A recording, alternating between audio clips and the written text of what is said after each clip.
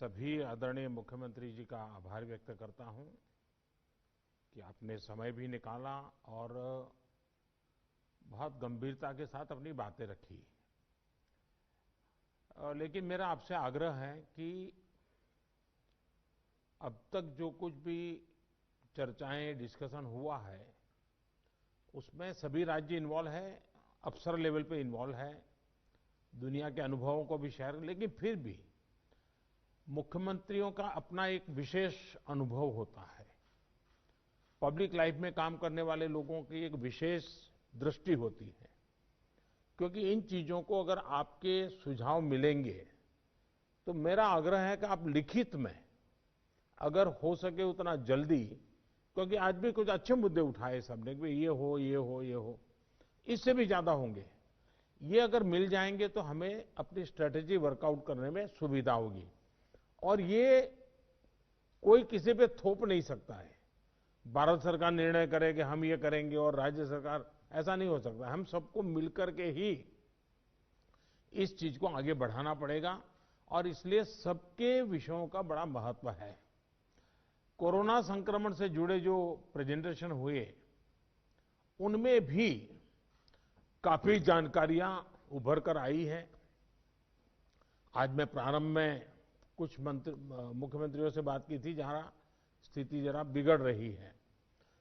जहां तक वैक्सीन का सवाल है, वैक्सीन की स्थिति और डिस्ट्रीब्यूशन को लेकर भी जो कुछ भी चर्चाएं हुई हैं, एक प्रकार से मीडिया में जो चलता है वो अलग चीज होती है। हमें तो इन चीजों को ऑथेंटिकली ही आगे बढ़ना पड़ेगा, क्योंकि हम सिस्टम का हिस्सा है। लेकिन फिर भी काफी चित्र स्पष्ट हुआ है।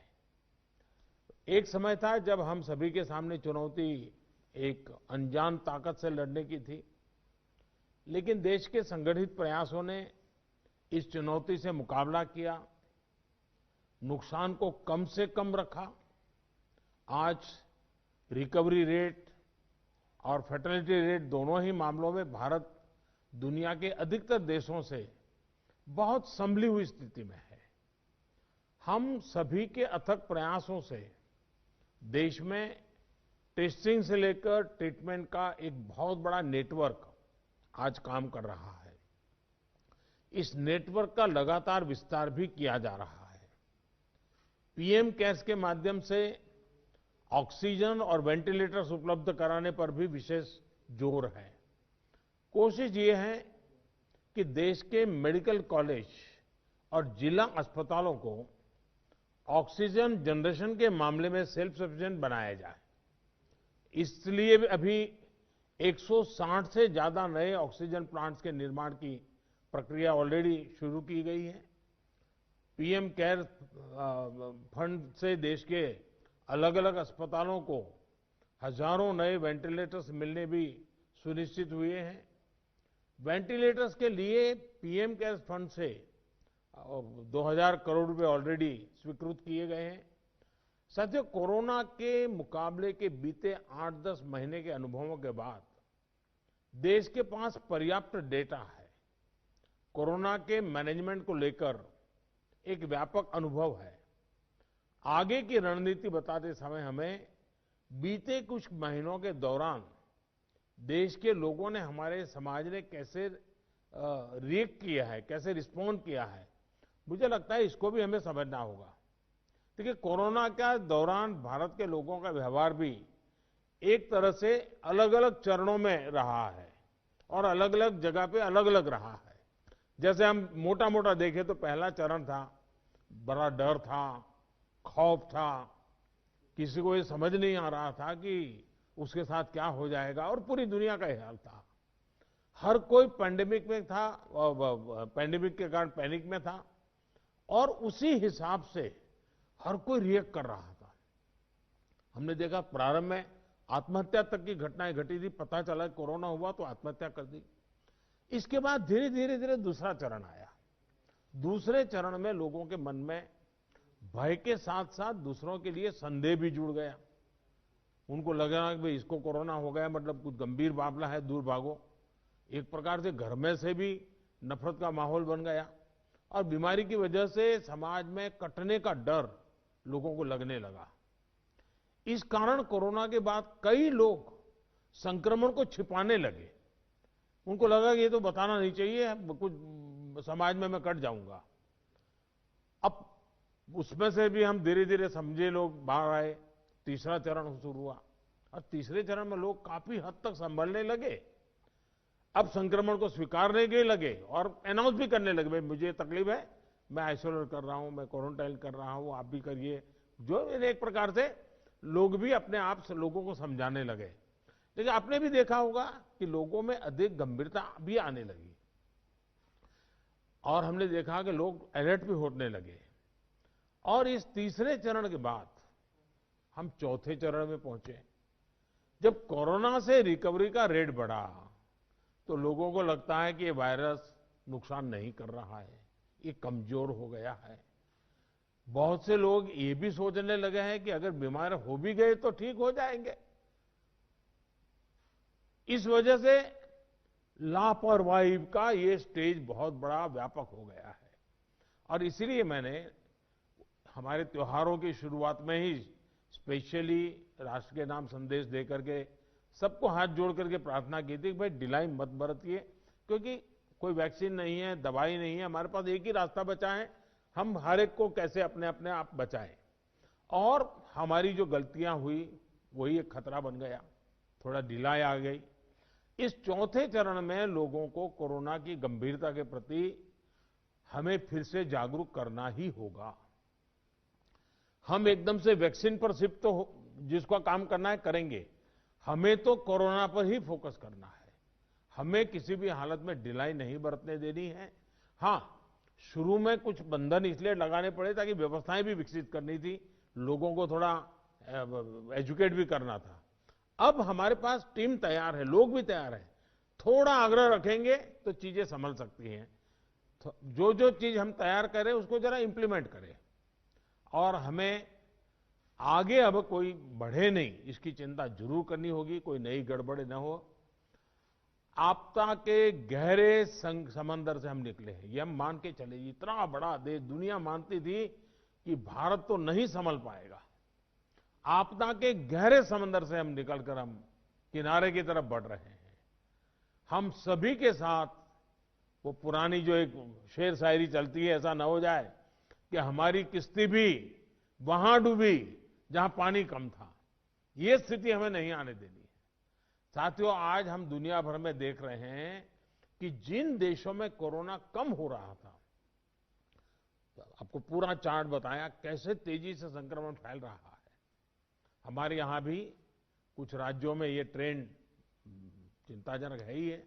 इसलिए हम सभी को, शासन प्रशासन को पहले से भी अधिक जागरूक, अधिक सतर्क रहने की जरूरत है। हमें ट्रांसमिशन को कम करने के लिए अपने प्रयासों को जरा और गति देनी होगी। टेस्टिंग हो, कंफर्मेशन, कॉन्टैक्ट ट्रेसिंग, डेटा, इन सारी जुड़ी किसी भी तरह की कमी को हमें सर्वोच्च प्राथमिकता देते हुए उसको ठीक करना होगा। पॉजिटिविटी रेट को 5% के दायरे में लाना ही होगा। और मैं मानता हूं छोटी छोटी इकाइयों पर कहिए कि भाई एक क्यों बढ़ा, आधा क्यों बढ़ा, 2 क्यों बढ़ा।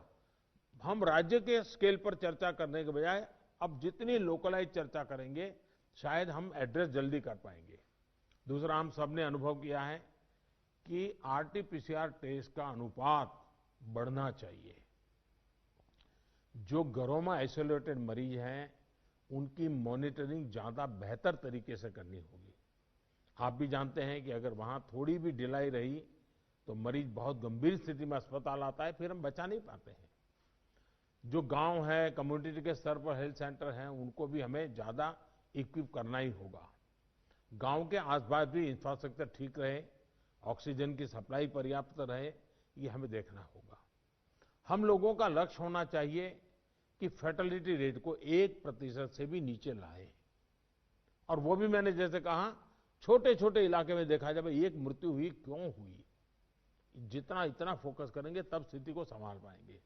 और सबसे बड़ी बात, जागरूकता अभियानों में कोई कमी ना आए। कोरोना से बचाव के लिए जो जरूरी मैसेजिंग है, इसके लिए समाज को जोड़े रखना होगा। जैसे कुछ समय पहले हर संगठन हर प्रभावी व्यक्ति को हमने एंगेज किया था, उन्हें फिर एक्टिव करना होगा। साथियों, आप भली भांति परिचित हैं कि कोरोना की वैक्सीन को लेकर इंटरनेशनली और नेशनली किस तरह की खबरें आ रही हैं। आज दुनिया में भी और देश में भी, जैसा अभी आपको प्रेजेंटेशन में पूरा डिटेल बताया गया, करीब करीब आखिरी दौर पर वैक्सीन के रिसर्च में काम पहुंचा है। भारत सरकार हर डेवलपमेंट पर बारीकी से नजर रखे हुए हैं, हम सबके संपर्क में भी हैं। और अभी ये तय नहीं है कि वैक्सीन की 1 डोज होगी, 2 डोज होगी या 3 डोज होगी। ये भी तय नहीं है कि इसकी कीमत कितनी होगी, उसकी कीमत कितनी होगी, ये कैसे होगी। यानी अभी भी इन सारी चीजों के सवालों के जवाब हमारे पास नहीं है, क्योंकि जो इसके बनाने वाले हैं, दुनिया में जिस प्रकार की कॉर्पोरेट वर्ल्ड भी है, उनका भी एक कंपटीशन है। दुनिया के देशों के भी अपने अपने डिप्लोमेटिक इंटरेस्ट होते हैं। WHO से भी हमें इंतजार करना पड़ता है। तो हमें ये इन चीजों को वैश्विक संदर्भ में ही आगे बढ़ना पड़ेगा। हम इंडियन डेवलपर्स और मैन्युफैक्चरर के साथ भी हमारी जो भी टीम काम कर रही है, पूरी तरह संपर्क में है।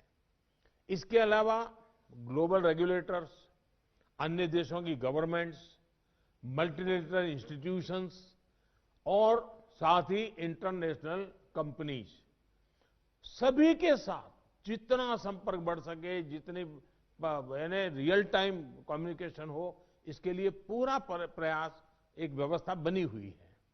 साथियों, कोरोना के खिलाफ अपनी लड़ाई में हमने शुरुआत से ही एक एक देशवासी का जीवन बचाने को सर्वोच्च प्राथमिकता दी है। अब वैक्सीन आने के बाद भी हमारी प्राथमिकता यही होगी कि सभी तक कोरोना की वैक्सीन पहुंचे, उसमें तो कोई विवाद हो ही नहीं सकता है। लेकिन कोरोना की वैक्सीन से जुड़े भारत का अभियान अपने हर नागरिक के लिए एक प्रकार से नेशनल कमिटमेंट की तरह है। इतना बड़ा टीकाकरण अभियान स्मूथ हो, सिस्टमैटिक हो और सस्टेन हो, ये लंबा चलने वाला है।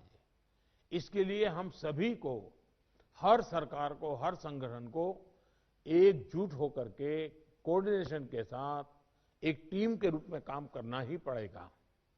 साथियों, वैक्सीन को लेकर भारत के पास जैसा अनुभव है, वो दुनिया के बड़े बड़े देशों को भी नहीं है।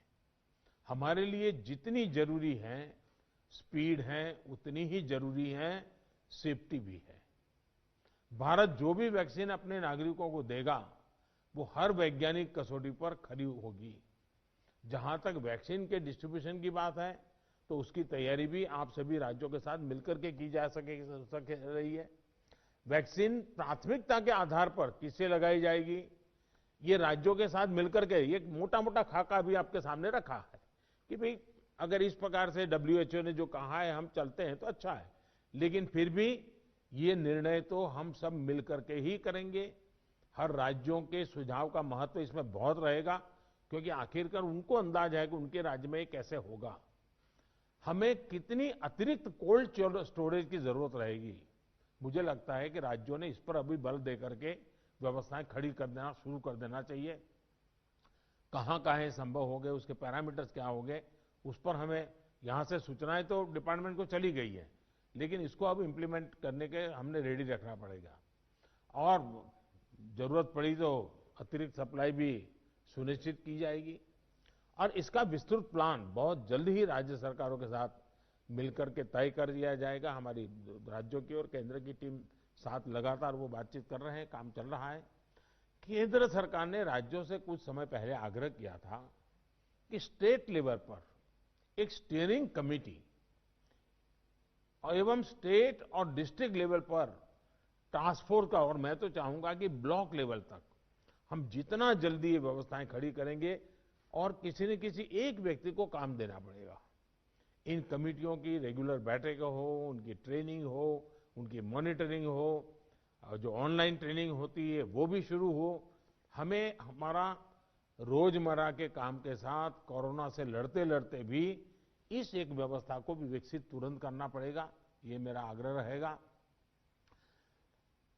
जो कुछ सवाल आपने कहे हैं, कौन सी वैक्सीन कितनी कीमत में आएगी ये भी तय नहीं है।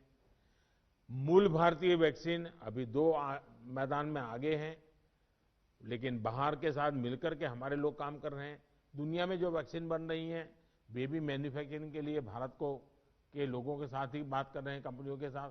लेकिन इन सारे विषयों में हम जानते हैं कि 20 साल से मान लीजिए कोई दवाई पॉपुलर हुई है, 20 साल से लाखों लोग उसका उपयोग कर रहे हैं, लेकिन कुछ लोगों को उसका रिएक्शन आता है, आज भी आता है, 20 साल के बाद भी आता है। तो ऐसा इसमें भी संभव है। निर्णय वैज्ञानिक तराजू पर ही तोला जाना चाहिए। निर्णय उसकी जो अथॉरिटीज हैं उन अथॉरिटीज के सर्टिफाइड व्यवस्था से ही होनी चाहिए। हम लोग समाज जीवन की चिंता करते हैं, लेकिन हम सब जानते हैं कि हम कोई वैज्ञानिक नहीं है, हम इसकी एक्सपर्टाइज हमारी नहीं है।